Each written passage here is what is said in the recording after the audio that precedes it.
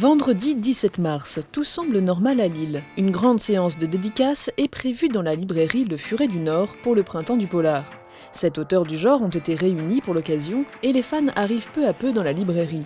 Mais stupeur, à 20h, les lumières se coupent et un message vidéo est diffusé.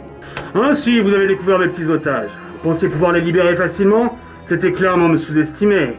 Vous voulez me défier? Alors c'est à moi de vous poser un défi, selon mes conditions. Retrouvez les auteurs, libérez-les, et si vous-même vous n'êtes pas sorti dans 2h30, c'en sera fini pour vous. Panique au Furet du Nord, les auteurs ont été enlevés. Il faut donc retrouver Claire Favant, Hervé Jourdain, Sophie Loubière, René Manzor, Michael Mention, Olivier Norek et Franck Tillier. Mais heureusement, le courage ne manque pas à nos 250 détectives en herbe. Ils retrouvent rapidement les auteurs ligotés à une chaise et dispersés dans les 7 étages de la librairie. J'ai pas compris, on était tous invités à dîner, on était à table tous ensemble et puis voilà, j'ai mangé, je me réveille ici sur cette chaise et je comprends pas ce qui s'est passé là. J'ai plus confiance en personne, vous comprenez, c'est trop dur. Ils sont 6 et il y a 6 suspects et je vous assure, je vais me venger. Première épreuve pour les participants, retrouver le code des cadenas pour libérer les 7 auteurs. Et je les sens super actifs, super motivés et super emmerdés. Ils n'ont pas l'air de autant que moi.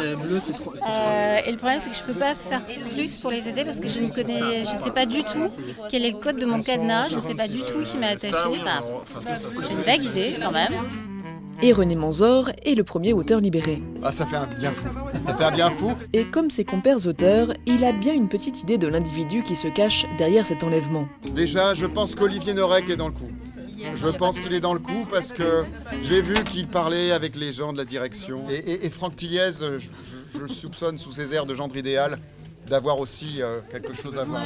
Il y avait René Manzor. Déjà, celui-là, j'ai pas vraiment confiance. Il y avait Franck Tilliez qui essaye de percer dans le monde du polar. Enfin bon, on connaît. Sophie Loubière qui joue beaucoup de ses atouts. Une fois tous les auteurs libérés, les 250 détectives doivent répondre à une série d'énigmes et trouver plusieurs indices.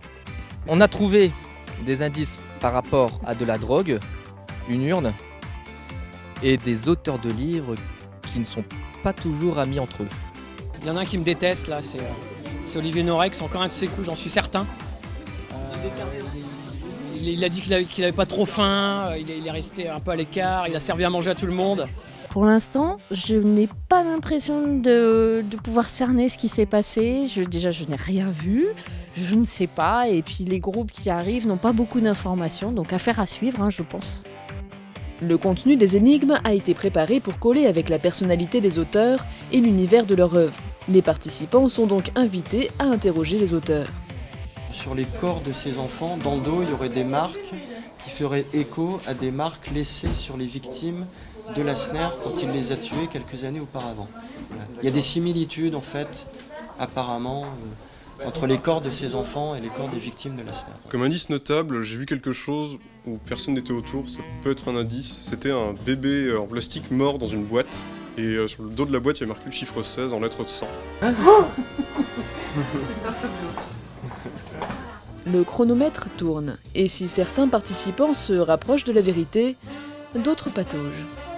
Nous avons également trouvé, Dim, je ne sais pas ce que tu as fait pour avoir un jeton supplémentaire, c'était rêver. C'était le mot rêver.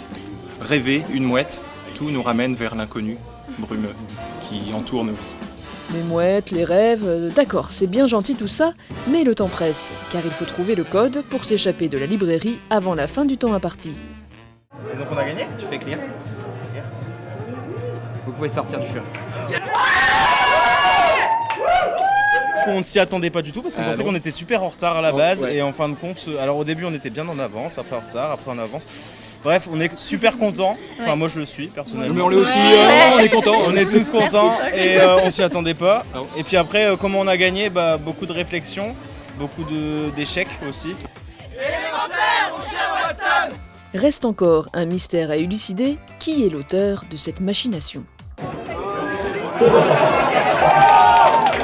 Bah oui, une fois de plus c'était moi, évidemment. Je peux pas m'en empêcher de toute façon, j'adore ça. J'adore ça, j'adore droguer les gens, les enlever, parfois les assassiner. Là pour le coup c'était du GHB, donc je suis allé en voler dans la salle des scellés.